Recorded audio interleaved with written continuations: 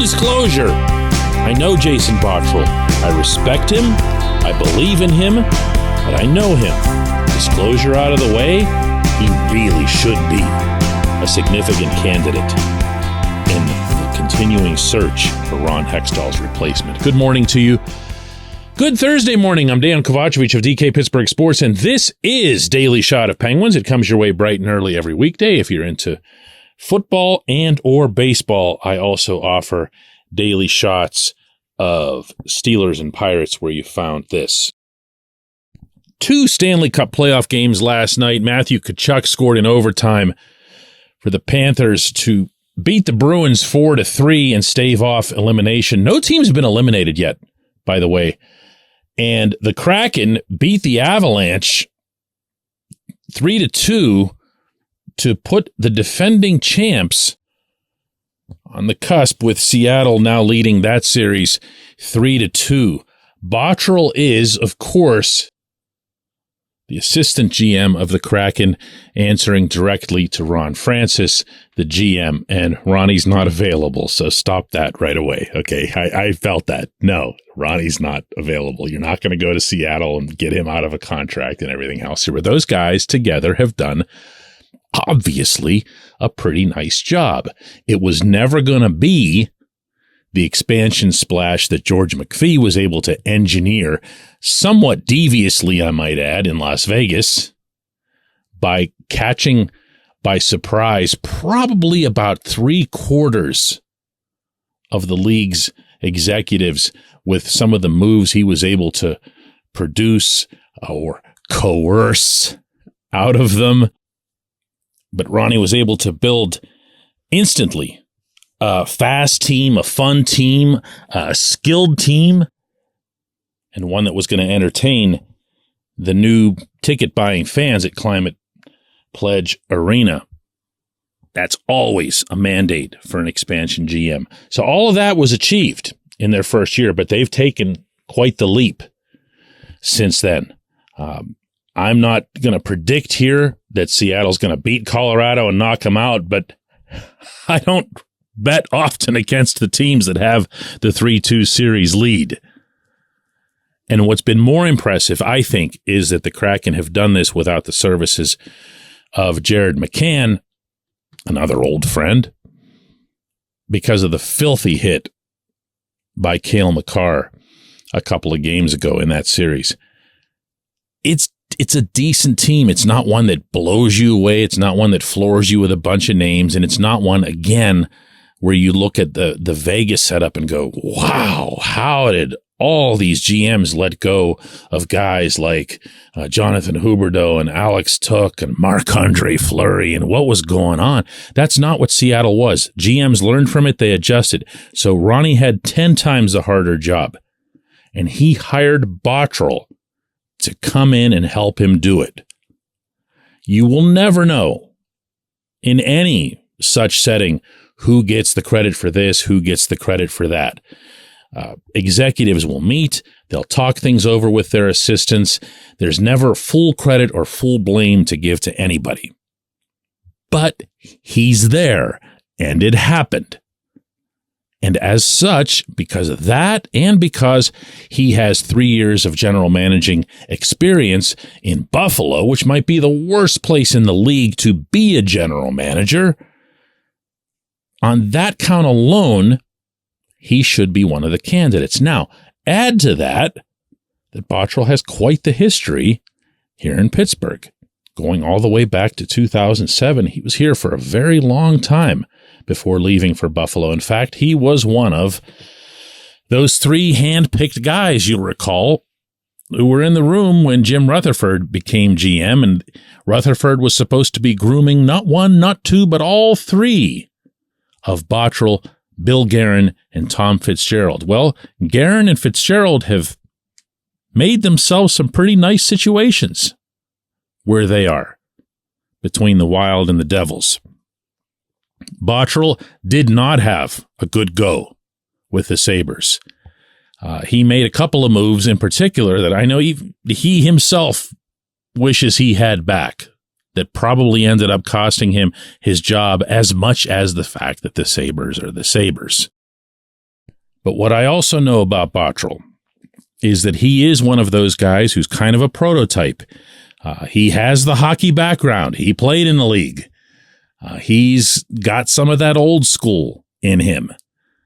But he's also had extensive experience in dealing with the analytics. When he was in Buffalo, he was known to have adopted them. Again, not leading the way, but listening to people who were giving him data and information and scouting that was on a different level than just sending somebody to watch a kid and the scout comes back and says, yeah, he's great or he stinks. Bottrell also has the background with Sidney Crosby, Evgeny Malkin, Chris Letang, and he'd immediately have their respect and their trust, which is not a small thing in an environment like Pittsburgh's, which, remember, is still going to be about those guys for the foreseeable future, at least for the next 2-3 years.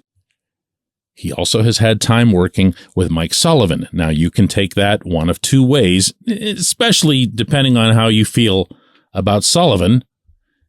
But if you want the head coach to have constant open communication with the GM and vice versa, so that you don't have a Mikael Granlund thrust upon the head coach in the stretch drive where the coach is going, what do we get this guy for? What am I supposed to do with him?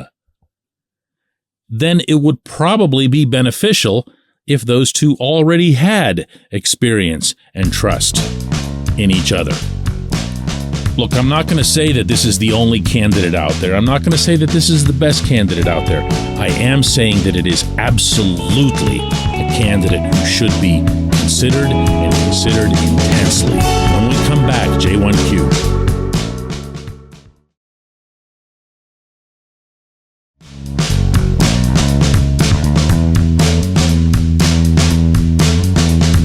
Today's J1Q comes from KJ, and man, it's a good one.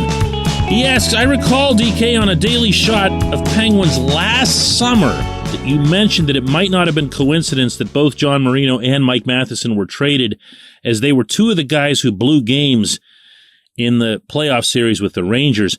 Wouldn't Evan Rodriguez fit the same description given his penalty in Game 6? KJ, your memory is somewhat on, somewhat off, so let me clear that part up first.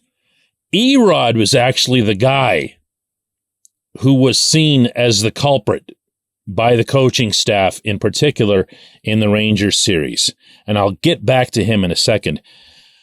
Marino, if you'll recall, had a weird series. He had a spectacular Game 1. Remember that one? That was the overtime win in which, what was it? Louis Domingue comes in and pork and beans or whatever all that stuff was, and broccoli. And Marino played like 100 minutes in that game and was outstanding. And Matheson also had his moments.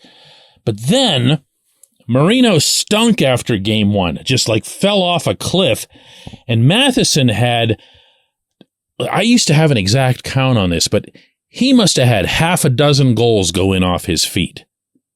And you can say on the first couple that that's just lousy luck, but what ends up happening is it gets exposed, as if it wasn't already clear, that Matheson was no good at moving anybody from the front of the net, and as a result, he himself was in front of the net. And if he's in front of the net, his feet are in front of the net, and his feet function as obstacles.